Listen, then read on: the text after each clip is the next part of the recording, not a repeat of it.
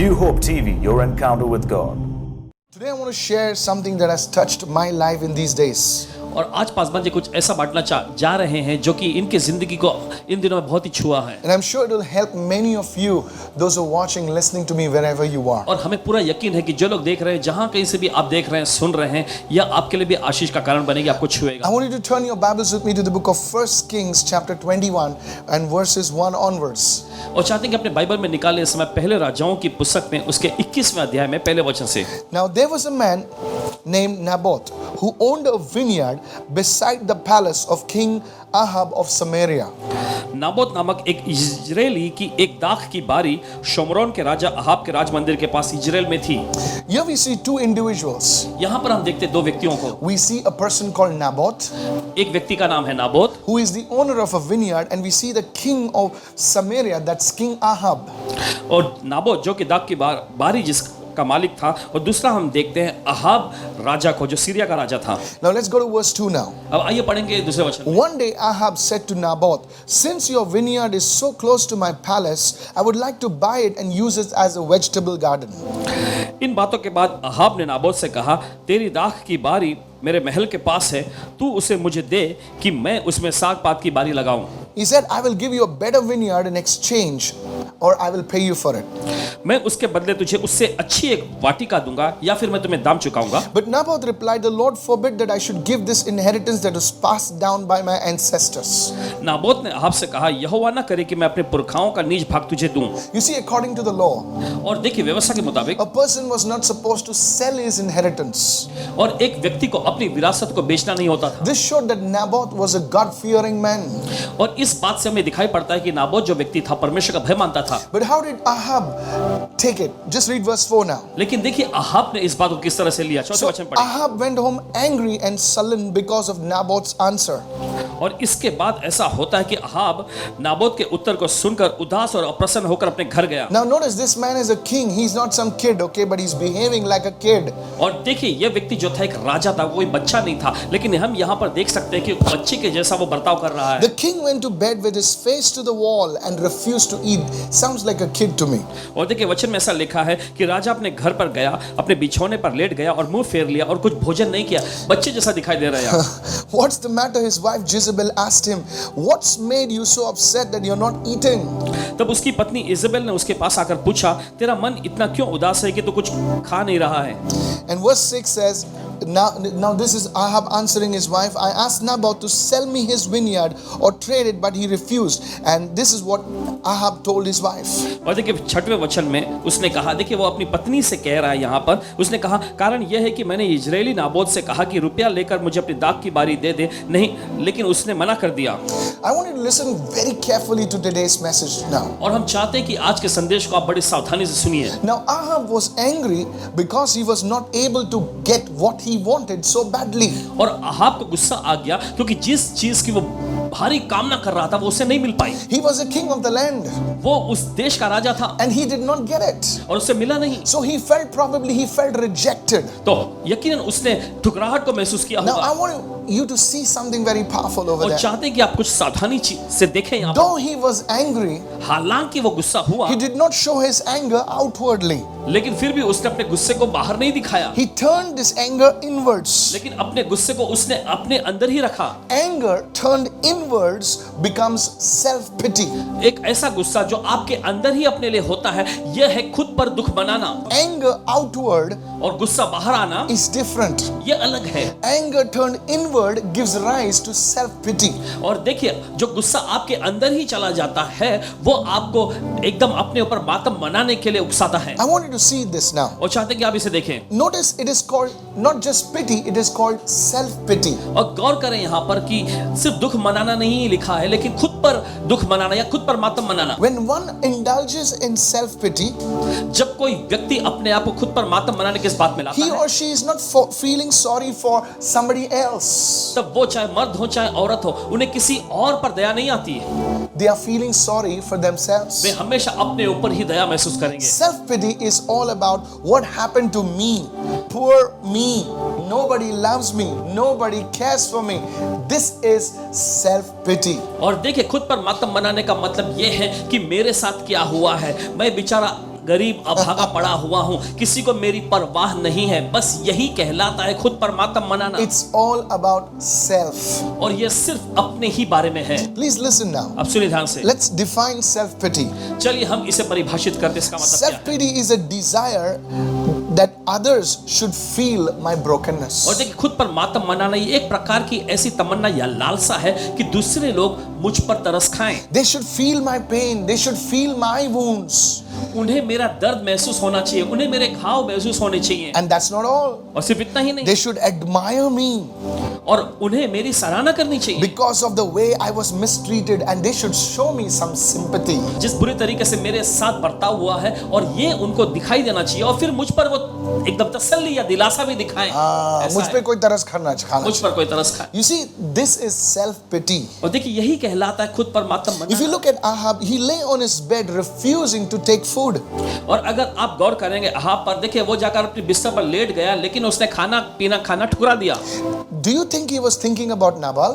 आपको क्या लगता है वो नाबोत के बारे में सोच रहा Did he होगा? think about Nabal's perspective, why he did that? Probably because the word says, the law says. No, he didn't think about that. All he thought was of himself. और आपको क्या लगता है उससे सोचा होगा Yeah. कि नाबोत ने ऐसा क्यों किया, या उसे ऐसा नहीं करना चाहिए था, वचन के मुताबिक, ये व्यवस्था के मुताबिक उसने इस बारे में कुछ भी नहीं सोचा। वह तो बस सिर्फ अपने बारे में ही सोच रहा था। So you see, self-pity is all about self. तो आप देखते हैं खुद पर मातम मनाना सिर्फ अपने ही और खुद के बारे में ही है। Let me go to the second point. चलिए जाते हैं इस वक्त हम दूसरे What मुद्दे is पर। the difference between compassion and self-pity? Write this down. और देखिए, तरस और खुद पर मातम मनाने के बीच में फर्क क्या है, लिख लीजिए। You see, compassion is a gift that God has blessed and placed within each one of us. और देखिए, तरस एक ऐसा वरदान है जिसे परमेश्वर ने हमें आशीष दिया है और हम में से हर एक के अंदर रखा है। We use this compassion to show our feelings towards somebody. और देखिए, हम इस तरस का इस्तेमाल करते हैं किसी के प्रति अपनी दया दिखाने के लिए, अपनी भावना To दिखाने help के लिए। somebody who's hurting, who's in pain, who's in trouble. We show compassion to those people. और कोई घायल है या कोई चोट खाया हुआ है, कोई मुसीबत में है, तो हम उनकी मदद करने के लिए, देखिए, उन लोगों तक हम अपनी तरस को दिखाते हैं। Compassion flows from inward to outward. That's the right way. तरस जो होता है अंदर से बाहर की ओर बहता है, ये सही तरीका है। But compassion, लेकिन हम देखते हैं वही when तरस it turns inward, जब ये अंदर ही मुड़ जाता है। are you listening right क्या now? आप सुन रहे हैं? From inward, it's going more inward. It becomes self-pity, and it has a very crippling effect on a person's life. Listen carefully. ध्यान से सुनिए, जब तरस जो है बाहर जाने के बजाय अंदर ही चला जाता है, तो वो और भी अंदर और अंदर गहराई में चला जाता है। It फिर इसके destroys a person, Pastor. देखिए, वो उस व्यक्ति को पूरी तरह से नाश करके रख देता है। It's very dangerous. ये बहुत ही खतरनाक है। I want you to listen to this because today many of you will find answers to the problems that are plaguing you for years. और चाहते Come हैं कि on. आप बड़े सावधानी से सुने, क्योंकि आज आपको आपकी उन सारी समस्याओं का समाधान मिलने जा रहा है जो सदियों से या सालों से आपको पकड़े रखी थी। Let me go to the next point right now. चलिए जाने दूसरे मुद्दे The पर। dangers of dwelling in self-pity. खुद पर मातम मनाने वाली इस आदत में बने रहने का खतरा क्या You है? know, the Bible says in the book of Galatians, और देखिए, बाइबल ऐसा कहती है गलातियों की पत्री the में, Bible says it describes the works of the flesh. और देखिए बाइबल में गलातियों की पत्री में इसे परिभाषित किया गया है कि यह शरीर के काम है। All right. Self-pity is a work of the flesh. खुद पर मातम मनाना यह शरीर का कार्य है। And whenever we operate in the flesh, there will be some serious consequences. और जब कभी देखिए हम शरीर में काम करते हैं तो इसके कुछ गंभीर नतीजे निकलेंगे। The first one, पहला है, write this down. लिख लीजिए। Dwelling in self-pity will cause you to hear the wrong voice. Come on. खुद पर Come मातम on. मनाने की जब आप इस आदत में बने रहते हैं तो ये आपको मजबूर करेगी गलत आवाजों को सुनने के लिए। You see, आप देखते हैं our entire Christian walk हमारा पूरा मसीही चाल is dependent on our hearing. यह हमारे सुनने की बात पर निर्भर है Our hearing on the right voice. कि Come on. सही आवाज को हम सुने। You see, Jesus spoke about this. देखिए यीशु ने इसके बारे में He कहा, said, my sheep यीशु ने कहा मेरी भेड़ें hear my voice, सुनती है मेरी आवाज, and guess what? और सोचिए They follow me. मेरे पीछे वो चलती In है। other words, दूसरे शब्दों to में have a right fruitful walk, the right Christian walk, you need to hear. Come on. Hi. आपके पास सही मसीही जीवन होने के लिए, सही मसीही फलवंत चाल होने के लिए आपको सुनना जरूरी है। You see, Peter, आप देखते पतरस को, he was in a problem. वो मुसीबत में था। Now, many people in this world, we will have problems, we will have tribulations, but be of good cheer. Jesus said, I have overcome the world. Come on. और देखिए, इस संसार में हमें क्लेश होता है, समस्याएं हमारे सामने आती है। यीशु मसीह ने कहा, लेकिन यीशु ने ये भी कहा कि ढांढस बांधो, मैंने संसार को जीत लिया है। What happens? क्या होता है? Peter begins to hear the voice of the Lord. पतरस प्रभु की आवाज सुनने लगता है। He starts overcoming his problem. फिर उसके बाद वो अपनी समस्या पर जय पाने लगता है। Look at the Bible. Bible में देखिए, Everyone who overcame was a person who heard the voice. Come on. हर एक व्यक्ति जो जय पाया वो ऐसा व्यक्ति था जिसने आवाज को सुना। Saul became Paul. शाऊल पौलुस बना। How? कैसे? He heard the voice. उसने आवाज को सुना। I believe somebody is going to hear the voice today. और Come मुझे on. पूरा यकीन है कोई तो आज आवाज सुनने जा Say, रहा है। Lord, give me listening ears. बोलिए प्रभु मुझे सुनने वाले कान It they. doesn't matter what your level in society, you are going to the higher level. Come on. इससे फर्क नहीं पड़ता Come आप on. समाज में किस स्तर पे हैं, आप ऊंचाई वाले बुलंदी के स्तर पे जा रहे हैं। Dwelling in self-pity सेल्फ पिटी यानी खुद के माता में बने रहना will cause you to hear the wrong voice.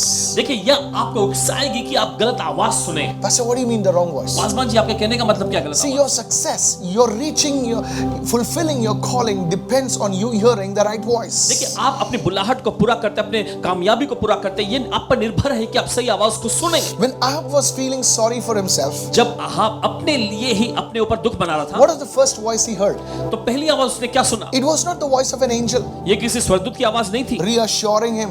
जो उसे आकर आश्वासन दे रहा हो। Second, दूसरा, he did not hear the voice of a prophet directing him. No. और ना ही उसने किसी भविष्यवक्ता की आवाज को सुनी कि वो उसे मार्गदर्शन कर रहा हो। There was a ministry of prophet Elijah in those days. उन दिनों में भविष्यवक्ता एलिया की सेवकाई हुआ करती थी। It was not also the inward voice of the Holy Spirit that speaks to us regularly. Come on. और ना ही यह पवित्र आत्मा की आवाज थी जो हमारे अंदर हमारे आत्मिक मनुष्यत्व में नियमित तौर पे Encouraging बोलती us to है go on. और हमें हौसला देती है कि आगे बढ़ने The की। first voice that Ahab heard was the voice of Jezebel. Hey, और देखिए listen. पहली आवाज जो अहाब ने सुना था वो थी इजेबेल की आवाज। Jezebel was a very evil person. और इजेबेल जो थी बहुत ही दुष्ट व्यक्ति थी। She did not believe in the living God. वो जीवित परमेश्वर में विश्वास नहीं। She was into worship of Chemosh and Baal and all that stuff, you know. और वो कीमोश और बाल देवता सबकी वो आराधना किया करती थी। She was living a complete a lifestyle that was completely opposite to the living God. और वो एक ऐसी जीवन शैली के मुताबिक अपनी जिंदगी जी रही थी जो जीवित परमेश्वर के बिल्कुल खिलाफ में है। This is the kind of voice that Ahab hears. और इस तरह की आवाज को अहाब सुनता है। Now what does she do? और वो क्या करती है? She speaks to Ahab. वो आकर अहाब से बोलती है। She works behind the scenes. She works wickedly and falsely accuses Naboth. और देखिए और वो पर्दे के पीछे गुप्त रीति से काम करके पूरी तरह से नाबोत पर झूठा आरोप लगाती है। She accuses Naboth of blasphemy against God and the king. और देखिए नाबोत पर वो झूठा आरोप लगाती है कि उसने राजा और परमेश्वर के खिलाफ में झूठी बातें कही हैं। And according to the law of those times, और उस समय काल के व्यवस्था के मुताबिक he was stoned to death. ऐसा करने पर उससे पत्थर वाह करके मार डाला जाता। Imagine an innocent man जरा कल्पना करें एक बेकसूर आदमी was killed. मार डाला गया। No doubt Jezebel made Ahab feel good and she got him Naboth's vineyard, but because of this thing Ahab was in serious trouble with the Lord.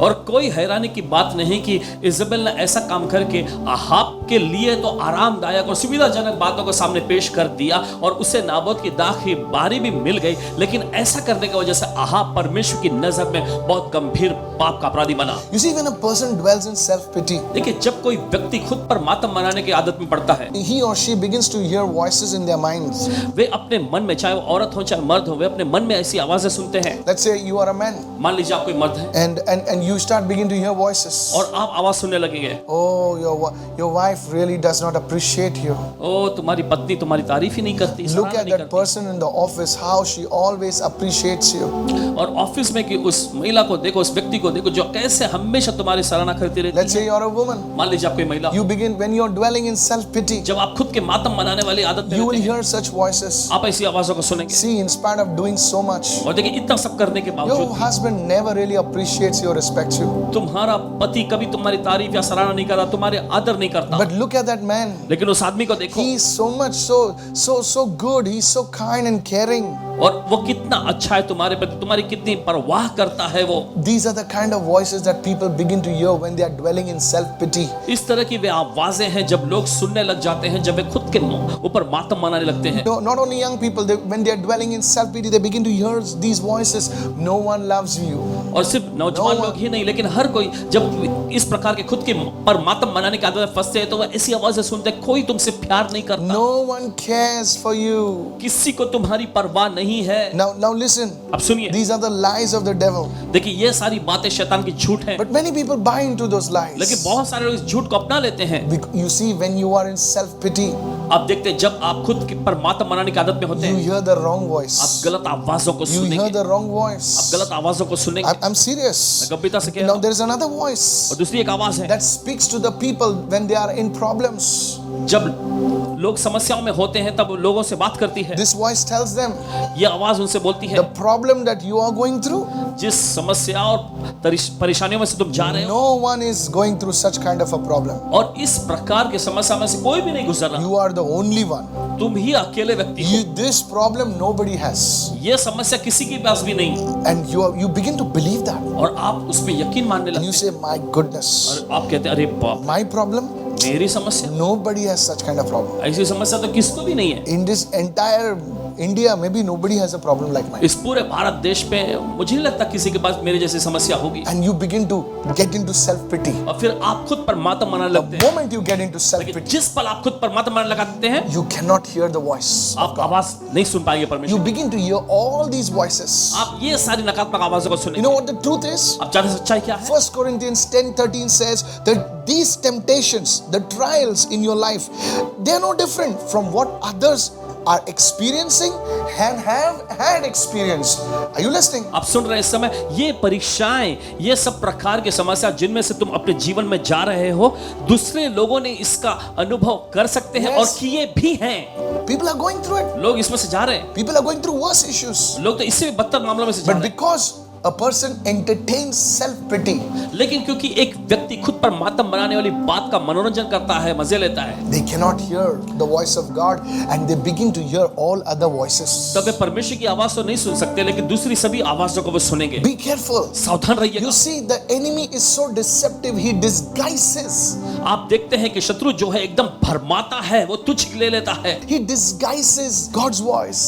देखिए वो Listen. परमेश्वर की आवाज को घटा देता है, उसे तुच्छ कराता है आपके सामने। You need to be very careful. आपको बहुत ही सावधान रहना गलीसिया। Say, Lord, teach me your ways, O God. आपको कहना है प्रभु मुझे तेरे मार्ग सिखा। So the first thing, तो पहली चीज, dwelling in self-pity will cause you to hear the wrong voice. और देखिए खुद पर मातम मनाने की इन बातों में फंसे रहने से आप गलत आवाजों को सुनेंगे। Then let's go to this point number 2 now. चलिए हम जाते हैं दूसरे मुद्दे पर। Dwelling in self-pity will cause you to make foolish choices.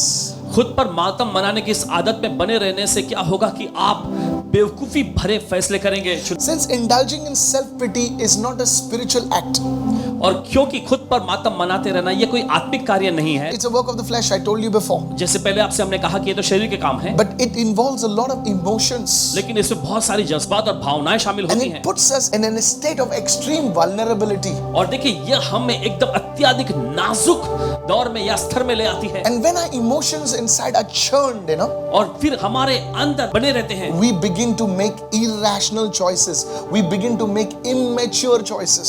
तब इसके बाद हम तर्कहीन चुनाव करने लग जाते, अपरिपक्व चुनाव हमसे होने लगते हैं। Somebody recently wrote to me, और किसी ने हाल ही में लिखे पासवान जी को, my wife does not give me the affection that I desire. मेरी पत्नी जिस प्रकार का स्नेह मुझे चाहिए वो मुझे देती नहीं And I है, began to feel sorry for myself. और मैं अपने ऊपर दुख महसूस करता हूँ। I get these letters, emails from so many people. ऐसे पत्र, ऐसे ईमेल्स कई लोगों से आते हैं। Maybe you have said like that. शायद हो सकता है आपने भी ऐसा कहा हो। Wife, you must have said like that. Oh, my husband doesn't give me the needed affection, the needed love. So what happens is we begin to look outward. Shrimati आपने भी ऐसा कहा होगा कि आपका पति आपको वो प्यार और स्नेह नहीं देता जिसकी आप कामना करती हो। तो क्या होता है, ऐसा होने के बाद हम बाहर ढूंढने लगते हैं। This person wrote, he says, I found somebody who listens to me, who is so caring. And you know what? This person fell into sin. फिर उस व्यक्ति ने ऐसा Married लिखा कि person. मुझे वो बाहर एक व्यक्ति मिल गया जो बहुत ही मेरी तारीफ करता, मेरे परवाह करता। इसके बाद क्या होता है कि वे पाप में गिरे। You see, when a person's emotions are churned, देखिए, जब एक व्यक्ति की भावनाएं अंदर ही घुल मिल जाती हैं, that person is in self-pity. वो व्यक्ति जो है खुद पर मातम मनाने लगता They है, don't make the right choices. तब वे सही चुनाव नहीं करने लगते। Now, I'm not saying this to point fingers at anyone, but this is to help you in your walk, in your destiny as an overcomer. देखिए, यह किसी की निंदा करने के लिए नहीं है, लेकिन यह आपकी मदद करने के लिए है कि आप अपने विधान को पूरा करें एक जयवंत व्यक्ति के रूप में। You see, Esau, आप देखते हैं ईसाव, he came after the hunt. और देखिए वो शिकार करके आया, He told Jacob, उसने आकर याकूब से कहा, I'm dying. मैं मर रहा हूँ। Question, सवाल, was he really dying? क्या सचमुच वो मर रहा था? No. नहीं। He must have felt frustrated. Things did not work out in his hunt, in his business, and he says, "No, yeah, everything is going. Just give me." And you know what? That's the time he made a wrong choice, and he traded off his entire inheritance. और देखिए, चीजें जो उसके जिस तरह से उसने कामना की वैसे नहीं हुआ होगा, Yeah. वो हताश वहां पर हो गया होगा, लेकिन उसके बाद आकर वो कहता है कि उसने कहा मुझे ही दे दे। उसके बाद उसने अपना अधिकार जो है, विरासत का अधिकार, उसे तुच्छ गिन लिया। Are you listening right आप now? सुन रहे हैं? Self-pity is holding back many individuals from growing into their full maturity in the Lord. Come on, और देखिए, somebody. खुद पर मातम मनाना ये आदत जो है Yes. बहुतों को प्रभु में जो उनके बुल्लाहट के साथ परिपक्व में पहुंचने से रोक दिया है। Paul said, पौलुस ने I कहा, pray that you may be filled with the fullness of God. मैं प्रार्थना करता हूं कि तुम परमेश्वर की परिपूर्णता तक भर जाओ। You know, I was meditating upon this, Paswan ji इस पर मनन कर रहे थे, and the Holy Spirit said, फिर पवित्र आत्मा ने कहा, self-pity will stop you from entering into my fullness.